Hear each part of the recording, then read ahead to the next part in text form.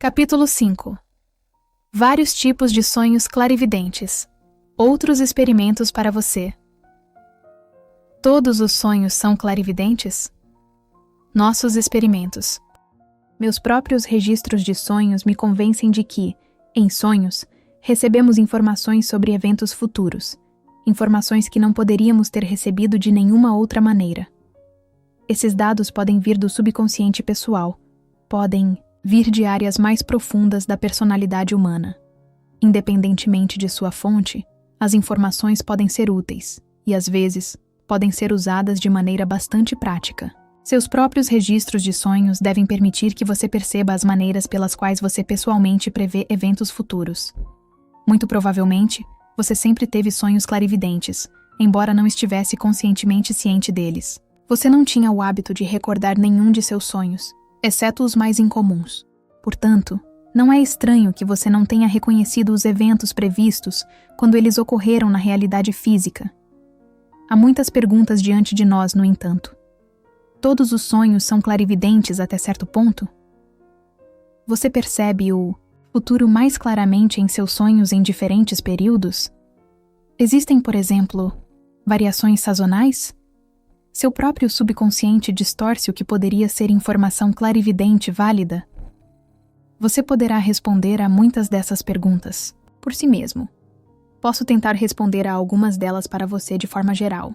Mas a natureza única da personalidade humana significa que seus próprios sonhos terão uma composição geral distinta que é peculiarmente sua. Você pode descobrir muito sobre essa estrutura de sonho sua estudando o seu próprio caderno de sonhos cuidadosamente. Primeiro, ao manter seus registros, compare constantemente seus sonhos com a realidade. À medida que esses registros se acumulam, você começará a ver padrões emergirem. Isso permitirá que você descubra as maneiras características pelas quais você lida com símbolos dentro de seus sonhos. Você pode descobrir, por exemplo, que em um mês, você registrou 30 sonhos dos quais 3 pareciam ser precognitivos, enquanto no mês seguinte, você registrou apenas 10 sonhos, e nenhum pareceu precognitivo. Ou você pode descobrir que o oposto é verdadeiro. Você pode descobrir com o tempo que no outono sua taxa de sonhos clarividentes é muito maior do que nas outras estações. Ou você pode não perceber nenhuma variação sazonal. Você provavelmente descobrirá, no entanto, que sua capacidade de recordar seus sonhos em geral cresceu além da expectativa desde que você começou a treinar a si mesmo para fazê-lo. Quanto mais sonhos você se lembra, mais informações você tem para trabalhar. Naquelas noites em que você tem um sonho que parece ser precognitivo, alguns dos outros sonhos daquela noite também tendem a ser clarividentes. Você está mais receptivo a informações precognitivas no que diz respeito à sua própria família ou amigos. Ou você vê eventos nos quais não tem envolvimento pessoal? Ninguém pode responder a essas perguntas por você. Mas é importante que você descubra as respostas. Somente uma avaliação cuidadosa de seus próprios registros de sonhos pode revelá-las. Os resultados de minhas próprias avaliações podem servir como um guia para você seguir. Comecei meus próprios registros de sonhos em novembro de 1963. O total de sonhos lembrados para 1964 foi de 104. 13, ou aproximadamente 10% deles, continham elementos precognitivos. Os incidentes vistos nesses sonhos ocorreram posteriormente, no todo ou em parte.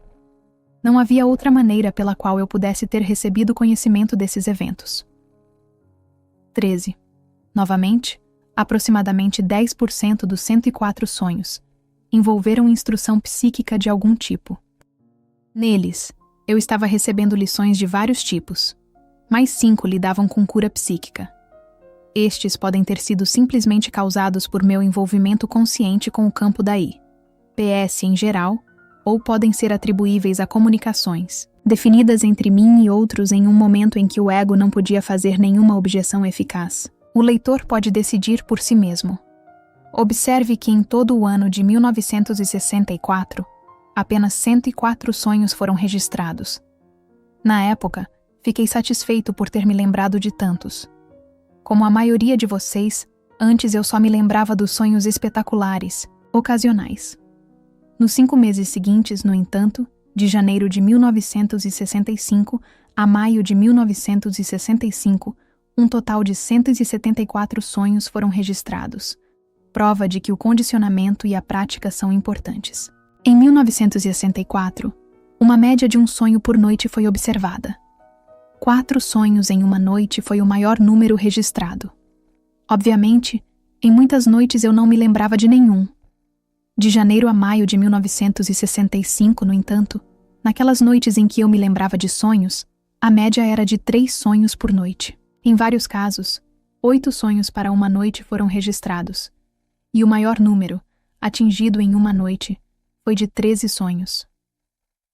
Desses 174 sonhos relatados de janeiro a maio de 1965, 30 certamente pareciam conter informações clarividentes válidas. Novamente, quando designo um sonho como precognitivo ou clarividente, quero dizer que os sonhos continham eventos que mais tarde foram confirmados no todo ou em parte. Sonhos que me deram informações que eu não poderia ter recebido de nenhuma outra maneira. Muitas vezes, sinto que um sonho é precognitivo, mas não há maneira eficaz de verificar se o evento do sonho realmente aconteceu ou não na realidade física.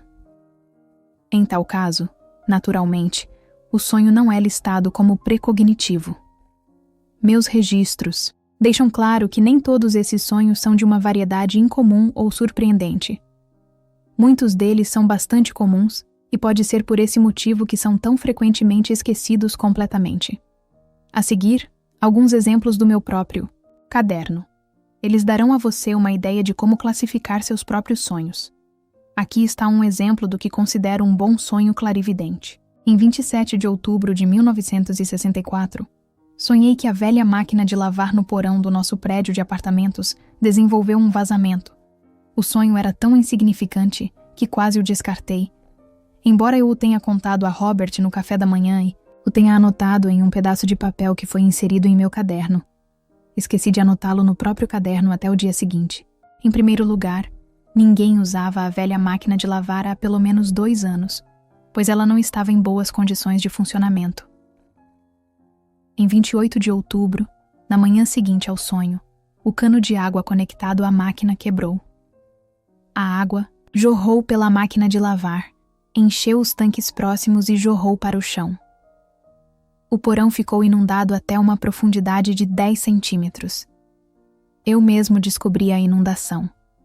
Verificando, fiquei sabendo que uma das inquilinas havia decidido usar a máquina de lavar.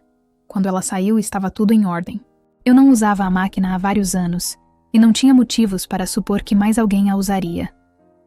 O seguinte é outro exemplo de um sonho que eu pessoalmente considero um bom clarividente. Em 29 de janeiro, lembrei-me de 3 sonhos. Um deles, muito complicado para explicar aqui, também pareceu ser precognitivo. O segundo sonho não era clarividente. Este é o terceiro. O relato do caderno diz: eu lavo pias e cuido de um paciente. Um sonho tipo hospital. 2 noites após o sonho, um hóspede em nosso apartamento de repente teve um sangramento nasal grave. Ele sangrou profusamente por mais de meia hora. Em uma ocasião anterior, ele nos informou: ele precisou de uma transfusão de sangue. Ligamos para a sala de emergência do hospital local para obter instruções. Como resultado de sua condição, convidamos nosso hóspede para passar a noite. Não foi até que eu lavei as pias várias vezes que me lembrei do sonho, embora ele estivesse escrito em meu livro. Lavamos panos sujos de sangue e cuidamos do paciente. O próximo sonho causou uma forte impressão em mim, mas por vários motivos eu o listo um grau abaixo dos sonhos que acabei de relatar. Em uma manhã de sábado, acordei quando Robert saiu da cama. Então, adormeci novamente para ter o seguinte sonho novamente citado de meus registros. Sonhei que Bill McDonnell apareceu para nos visitar de manhã cedo, antes do café da manhã. Ele estava fazendo uma tarefa no bairro. Dinheiro estava de alguma forma conectado à tarefa. 7 centavos? Não tenho certeza. Acho que Bill devia o dinheiro para JF. Quando acordei, anotei o sonho e contei para Robert. Mal havia terminado de fazer isso quando houve uma batida na porta. Lá estava Bill McDonnell. Ele estava realizando uma tarefa no bairro, uma consulta médica da qual não sabíamos. Ainda não tínhamos tomado café da manhã.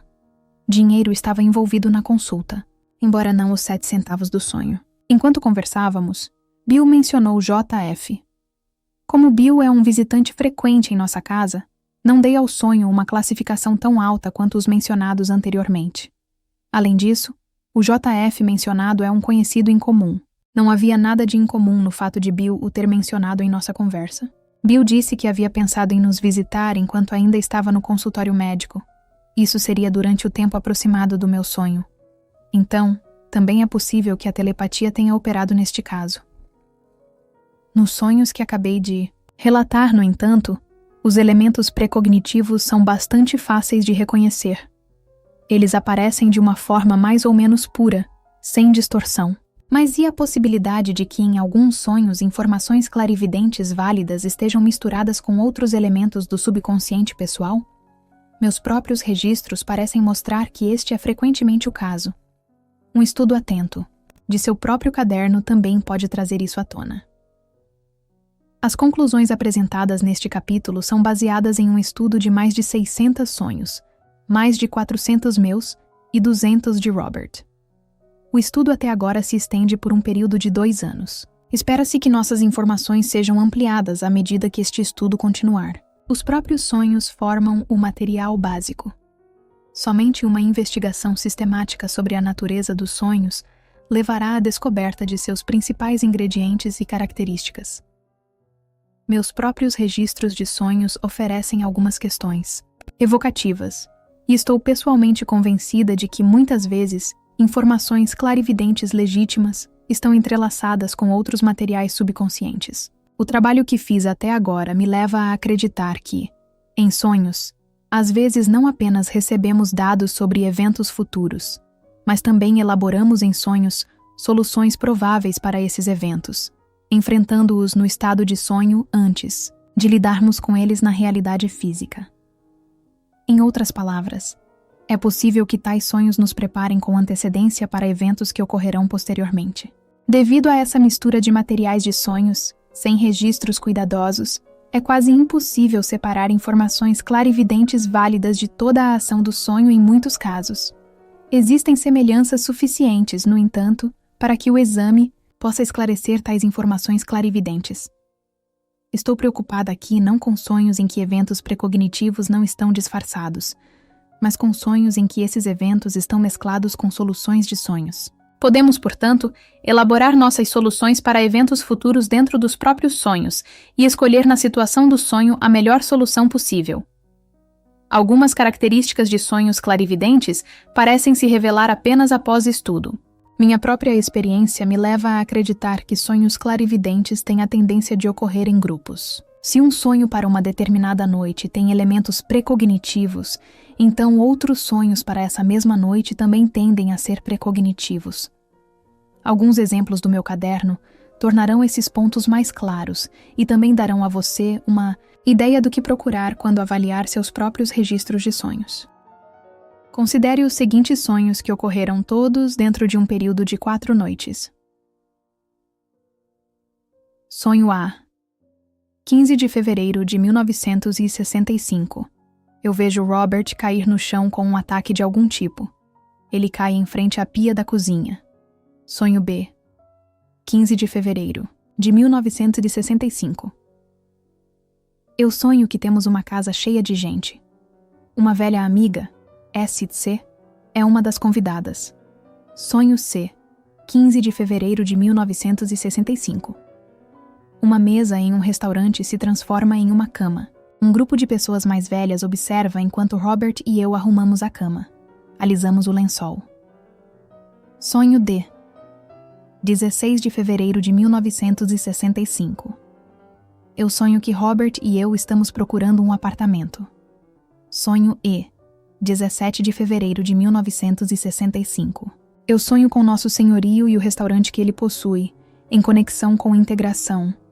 Sonho F. 17 de fevereiro de 1965. Eu sonho que Robert e eu devemos sair de nosso apartamento. Sonho G. 19 de fevereiro de 1965. Eu sonho que uma editora vem discutir o material de Seth. Agora, considere os sonhos C, D, E, F à luz dos eventos que aconteceram imediatamente após esse grupo de sonhos. Meu senhorio também possui um restaurante. Em 18 de fevereiro, ele visitou nosso apartamento para me dizer que estava considerando vender o prédio de apartamentos e talvez o restaurante também. Ele tinha uma consulta para mostrar a casa a potenciais compradores e deveria se encontrar com eles. Ele pediu que eu os acompanhasse pelo nosso apartamento. Eu consenti e, enquanto ele ia se encontrar com eles, eu limpei a mesa grande onde escrevo, arrumei a cama e, de modo geral, arrumei nossos quartos. Ele voltou com um grupo de pessoas mais velhas, que então inspecionaram o apartamento. Esse grupo de sonhos, C, D, E, F, continha elementos que mais tarde se mostraram em uma situação verdadeira. Eles lidavam com meu senhorio, a possibilidade de nos mudarmos, pessoas mais velhas, e a arrumação de camas e mesas. Percebo que os eventos não são exatamente os mesmos.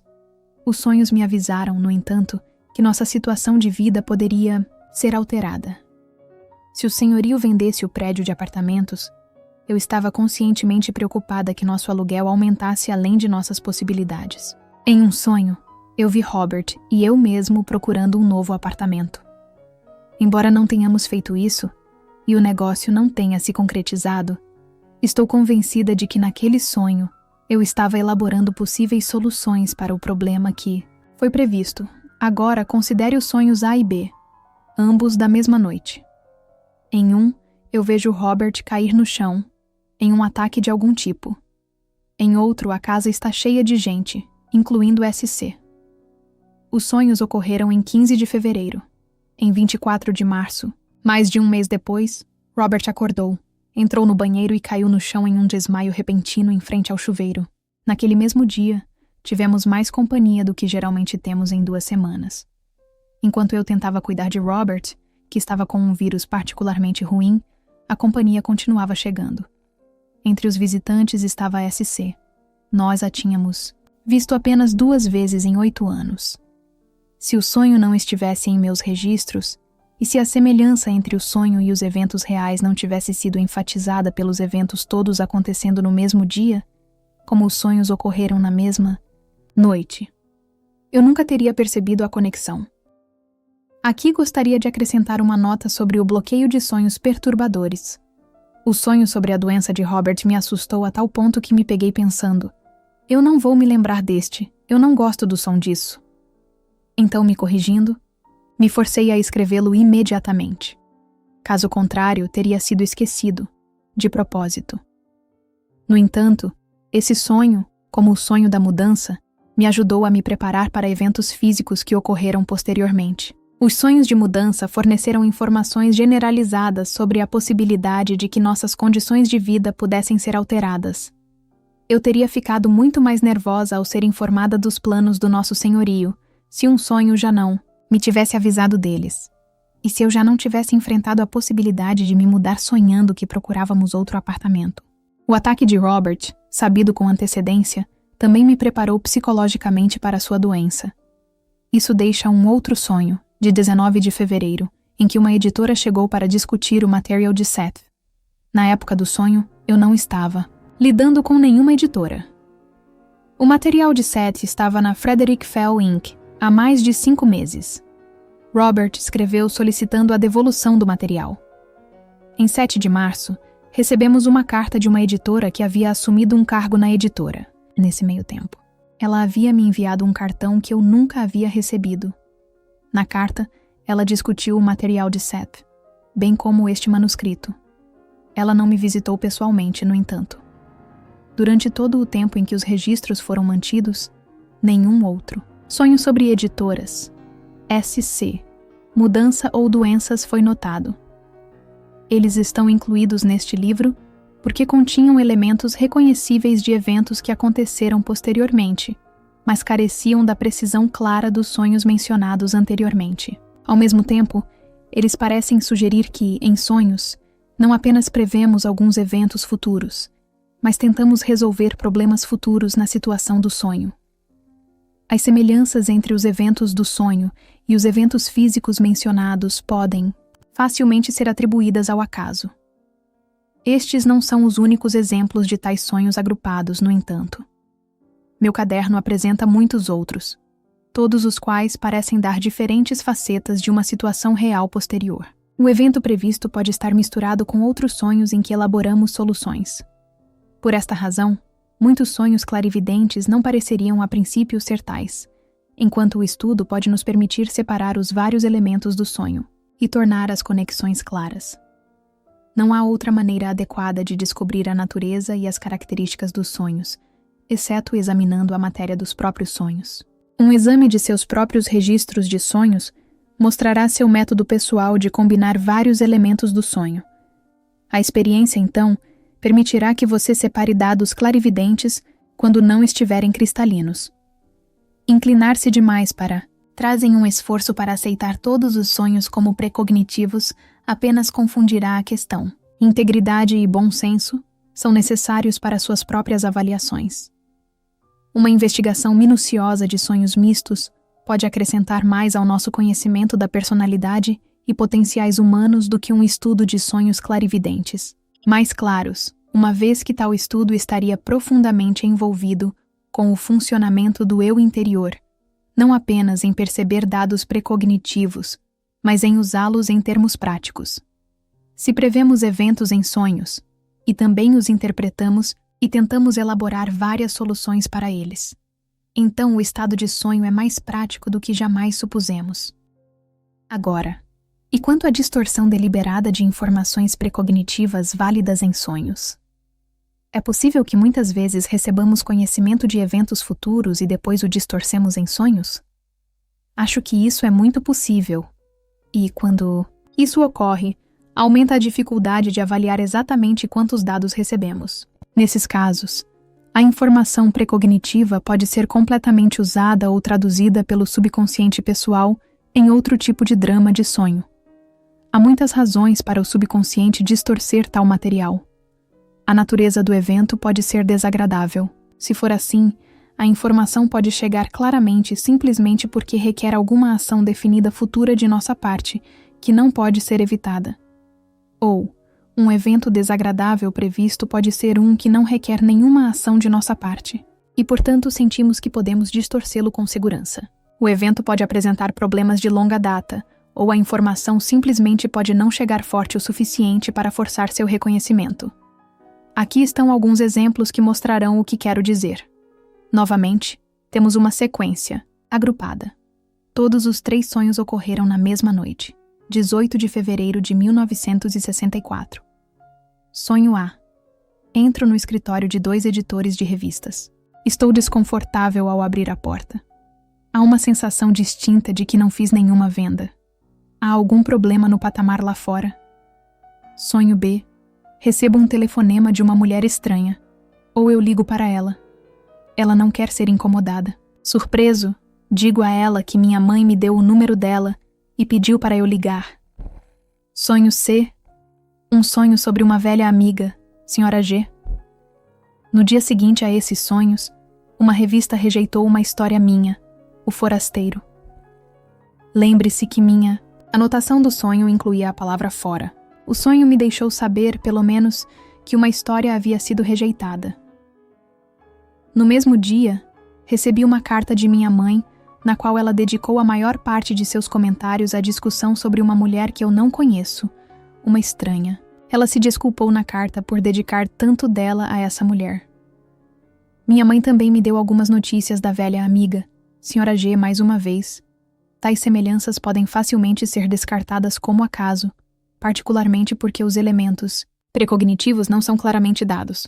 Meu caderno mostra tantos casos como estes, no entanto, que parece que devemos considerar a possibilidade de que muitos sonhos, não obviamente precognitivos, possam, no entanto, conter informações clarividentes válidas que são distorcidas pela personalidade por seus próprios motivos. Eu não vi a minha velha amiga, Sra. G, há muitos anos, e não nos separamos em circunstâncias agradáveis. É claro que a rejeição de uma história nunca é uma notícia feliz.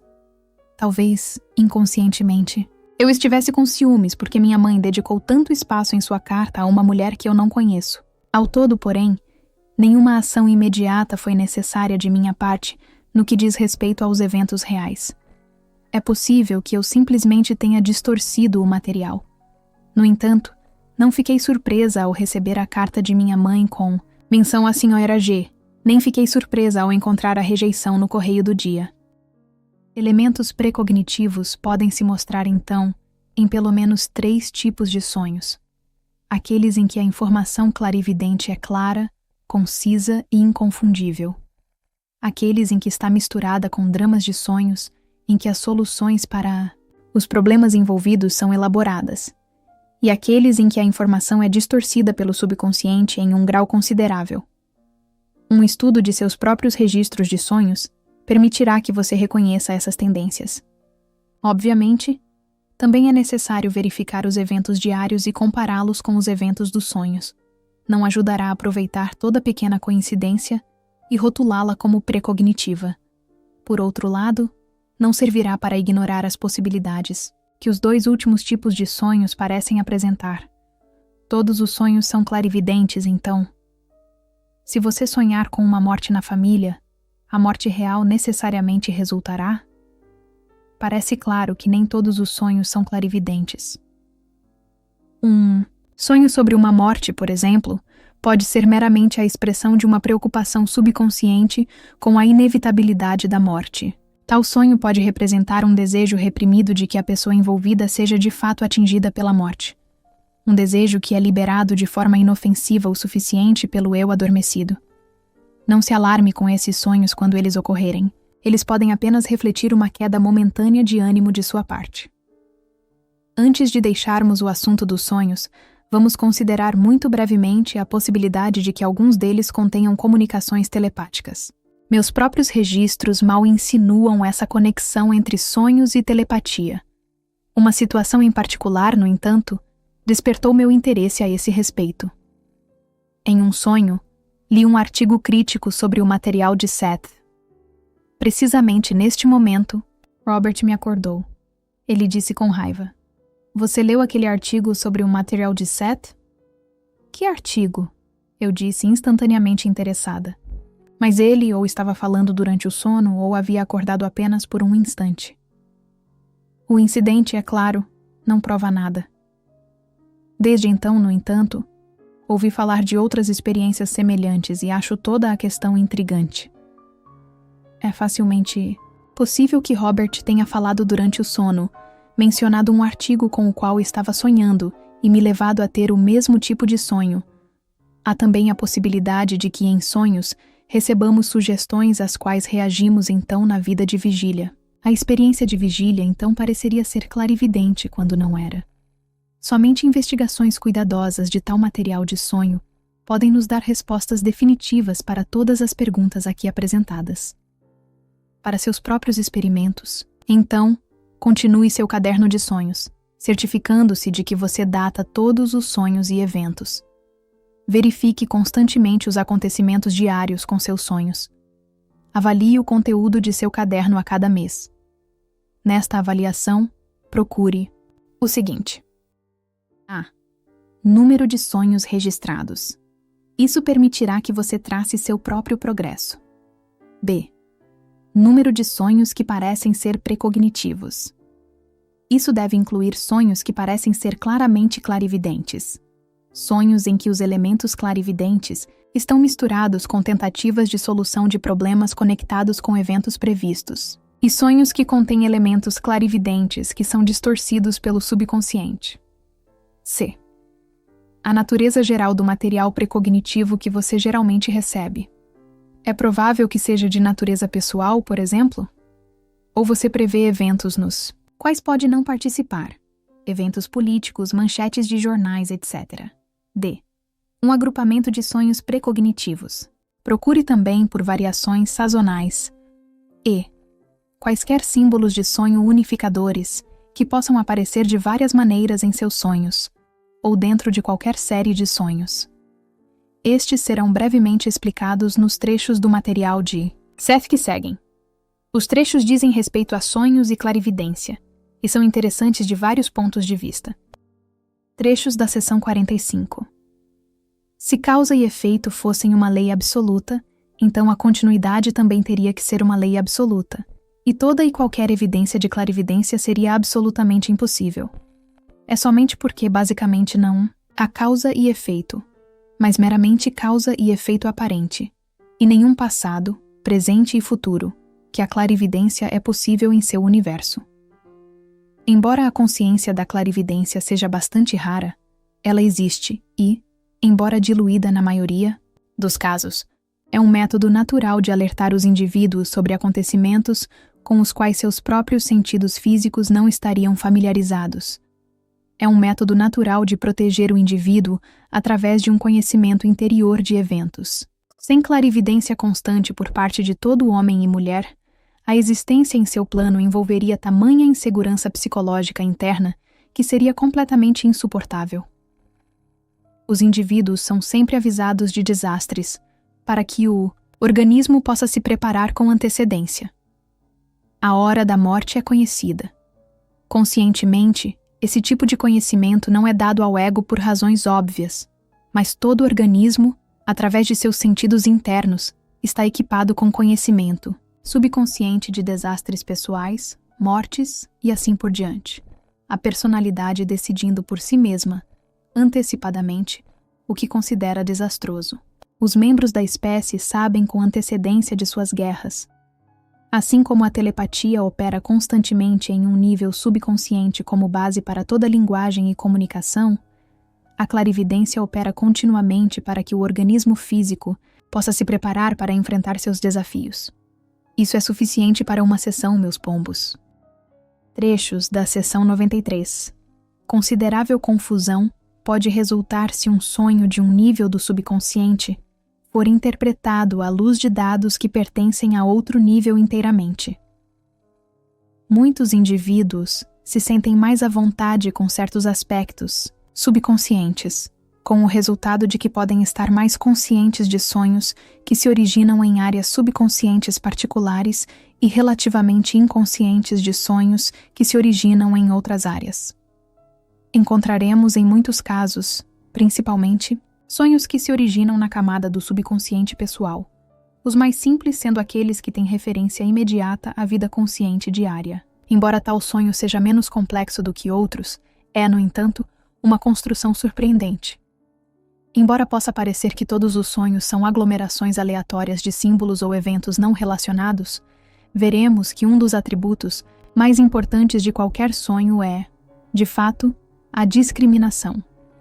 Pois, de um número aparentemente infinito de possibilidades, nosso sonhador individual realmente discrimina com grande cuidado, escolhendo apenas aqueles objetos de sonho que melhor servem a seus objetivos. Mesmo um sonho simples relacionado a eventos triviais diários é, na realidade, muito mais. Os objetos de sonho são, de fato, escolhidos com uma discriminação tão precisa que, em um exame profundo, eles serão vistos como incorporando não apenas dados relativos à existência consciente diária. Mas cada e todo objeto de sonho pode ser visto como se aplicando a muitos níveis do subconsciente ao mesmo tempo. Esses objetos de sonho são tão astuciosamente, quase maliciosamente, escolhidos, que o mais simples deles pode se referir a instâncias na existência, a objetos ou instâncias pessoalmente, subconscientemente temidos, a objetos ou instâncias desejados ou temidos de vidas passadas. Tais objetos de sonho também podem ser métodos com os quais o eu interior avisa a personalidade de possíveis desastres ou decepções futuras. Um objeto de sonho, então, pode simultaneamente representar uma porção simples, diária e familiar da vida consciente, uma porção fortemente temida ou desejada da camada imediatamente subconsciente, um evento ou objeto de uma vida passada ou um evento futuro, temido ou desejado conforme o caso. Existe aqui uma equação. Um objeto de sonho tem realidade em 4 ou 5 camadas diferentes da realidade simultaneamente. O objeto sendo mais do que ele mesmo e igual a realidades que existiram ou existirão. o passado e o futuro sendo, portanto, contidos simultaneamente dentro do objeto de sonho em virtude de uma contração e expansão psíquicas bastante reais. A expansão é o sonho. A contração é o retorno dos elementos do sonho de volta ao objeto único original, isto é, o objeto de sonho do qual a equação se originou. Assim como, por exemplo, todos os números se originam do número 1. Cada sonho, antes de tudo, começa com energia psíquica que o sonhador transforma, não em matéria física, mas em uma realidade tão funcional e real quanto. Ele forma a ideia, em um objeto ou evento de sonho, com incrível discriminação, de modo que o objeto ou evento em si ganha existência e existe em várias dimensões. Não parece existir em várias dimensões. Ele de fato existe assim. Se um objeto ou evento de sonho se estende por aquilo que você chama não apenas de tempo, mas também de espaço, e se, como eu digo, objetos e criações de sonhos mantêm alguma independência do sonho, então você pode ver que, embora o sonhador crie seus sonhos para seus próprios propósitos, ele, no entanto, os projeta para fora em uma expansão psíquica. A expansão, novamente, ocorre quando o drama do sonho é representado. Para o sonhador, ocorre uma contração quando ele termina os eventos, ou o drama para seus próprios propósitos, mas nenhuma energia pode ser recuperada. A energia projetada em qualquer tipo de construção não pode ser recuperada, mas deve seguir as leis da forma particular na qual foi por um momento moldada.